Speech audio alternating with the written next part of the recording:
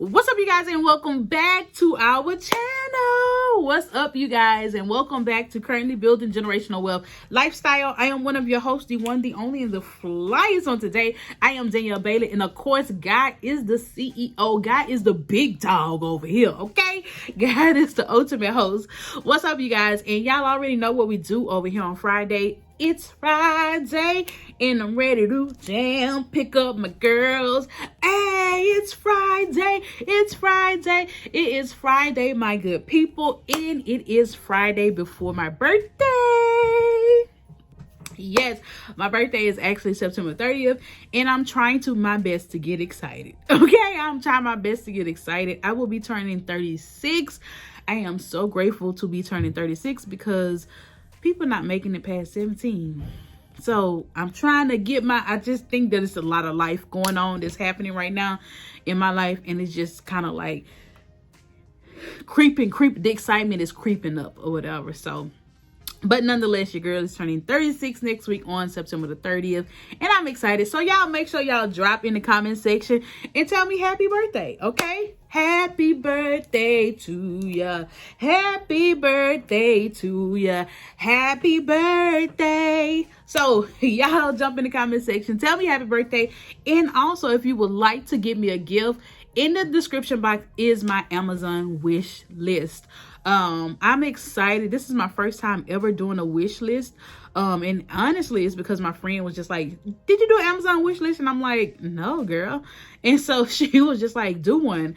And I was just like, why? And so, you know, like I have this whole imposter syndrome, about, you know, having birthday parties and nobody showing up. So it's kind of like the same thing with gifts, like putting out an Amazon wish list gift and nobody buying anything off of it. So I have a whole little complex, but I did it anyway. And if y'all wanted to be a blessing, and give me a gift, just jump in the description box and the Amazon wish list is there. I think the highest thing on there is probably like about, I think some glasses. They may be like $22 or something like that. Oh, and I got this kitchen, stand that I want. That's the highest. It's $125, but I know that nobody probably will buy that. I want that big ticket item for my family, for like my close family, not necessarily my internet people. But if you got it, the Lord placed it on your heart, y'all make sure y'all go on over there to Amazon.com. Jump in the description box below, and I actually have the link there, and you can pick it up. Anything is welcome. I'm excited, and thank y'all so much for anything that you purchase off of it, or even just thank you for the comments in the happy birthdays in the comment section. I truly appreciate it. All right. So, but nonetheless, let's go ahead and jump into today's topic. I scoured the internet, searched far and wide. I did hours and hours. No, I just got in the comment section of one of my videos, and somebody wanted me to talk about virtual private practice versus, she said local private practice. I think her name is Casey. And it was on one of my old videos. So she wanted to know the difference between the pros and cons between virtual and local. And what I'm thinking she's saying, what's the difference between virtual and in-person private practice? And as somebody who was totally against virtual visits, okay, like in the beginning before COVID, I was like, I don't like them. I did do one. I didn't too much care for it because I feel like you wouldn't get the same connection that you would if you were in person, right? So I was like, no, I don't do those. I did it for one patient and one patient only because she was like 45 minutes away. And then plus, insurance companies really didn't pay for virtual, especially Medicaid in the beginning. They did not pay for virtual private practice. I mean, virtual Zoom meetings and stuff like that. So so with that right there, we started I'm sorry, y'all, they was talking and I heard them. So when the pandemic came, that pushed all of us in there, right? So I got some pros and cons of face-to-face versus virtual. So virtual, here are the pros. Clients can do it anywhere. Client is a decrease in no shows. What else? Some clients really like it. They like what's the word that I'm looking for? A lot of my clients enjoy it because it's accessible. Like they can literally do it anywhere, as long as it's so that like they don't have to drive into the office, they don't have to rush after work or whatever. So like they like the accessibility that virtual actually gives. Okay, so what are the cons to having a virtual private practice? Clients get distracted easily. Clients be wanting to drive. You don't know their location. And then when you do virtual, you must know the client location in case something happens or whatever, if they want to commit suicide. So you need to actually know the physical location of where they're at. So like, let's say for instance, if they're not at their house, well, they got to tell you the address or whatever. So they need to tell you the address beforehand. So a con, they're easily distracted, they're driving, they have no privacy, like they're doing meetings in front of family and all of that, even though I think that that's not like necessarily a con, because they can have whoever they want in their sessions. Okay, I did a session where a client had their mom in there and I didn't know, and so but that was her preference, that was her choice. If it was face to face and she brought her mom, I wouldn't have told her mom she couldn't come in. So I don't think that's necessarily a con. I just think when you don't know as the therapist that somebody else is in there, that's where it becomes a con for me. But again, like I said, as long as they want to bring whoever they want to bring, let them bring. And a con for virtual is if you're doing kids, and kids are not necessarily like y'all. A lot of y'all are kids therapists. I know I've heard from kids therapists that says virtual was difficult for them with keeping the attention span of their kids. I know that a lot of the younger kids that I had, that when we went into COVID, a lot of them did not transition to virtual because they were just like, and so you kind of need that. But I do know some kid therapists that thrive doing virtual, because you have to be super duper creative, okay? When you're doing virtual with kids, like you got to be able to share screen, you got to be able to look up stuff on the internet, and I probably do a whole different video upon how to work with kids virtually. Y'all let me know if y'all want to see that.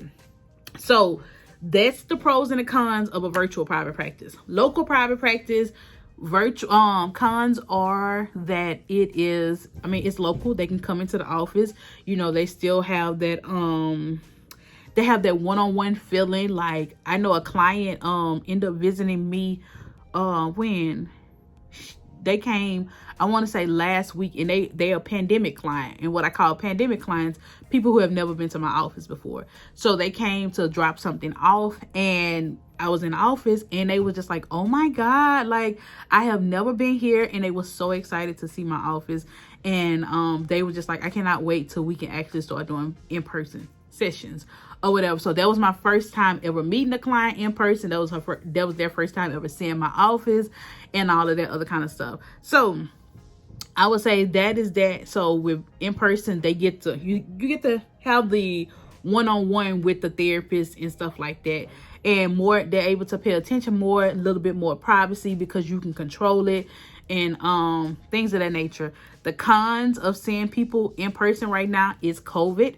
Also the no-show rate is a little bit higher when in person, because they got to show up to the office, and it takes away the accessibility for a client. They actually have to plan now to make sure that they're able to drive to meetings.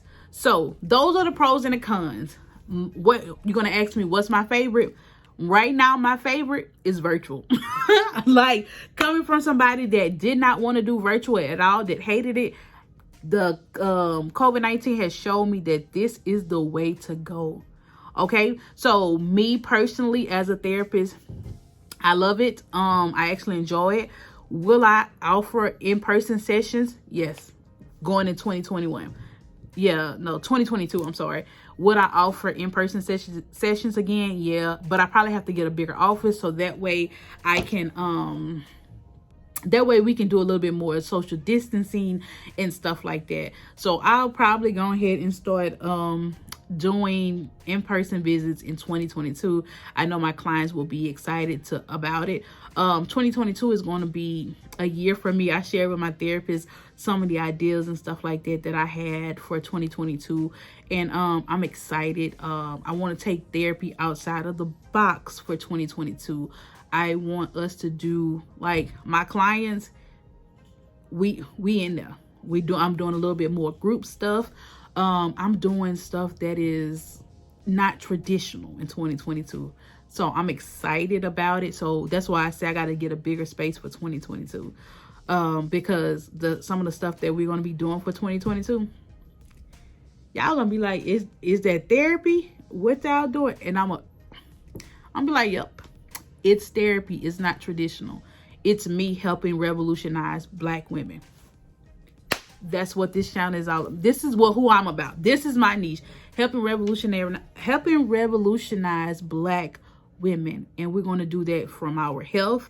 We're going to do that from our physical appearance and how we think about ourselves and how we carry ourselves, and like all of that, from food to makeup to 2022 is our year. 2022 for Freedom Therapy is the year. Watch out. So those are my pros and cons of having a office versus a pros and cons of having an office versus a virtual office. You can do whatever, you know. So I recommend you do a little bit of both. But if you're kind of just starting off, my recommendation will be start off small. Start off small and build up. Y'all, I'm still in my small little office from when I first started, okay? I'm still here. It's not that big, okay? Period. I'm still here. I'm just going to build it on up. And then when I do better, I'm going to do better. So don't just think you got to go get this 3 to 4 room office space. No, start off small. Start in the kitchen like the kitchen beauticians, okay? So, nonetheless, love y'all. I'll talk to y'all next week. Again, if you want to give me a gift for my birthday next week, jump in the description box below and click that Amazon list and purchase something. Thank you in advance. And nonetheless, you guys, I'll see y'all next week. Love y'all. If y'all enjoyed this video, make sure y'all like, share, and comment in the comment section, and let me know what you like. Let me know what you thought about it. And also, don't forget to tell me happy birthday. Bye, y'all.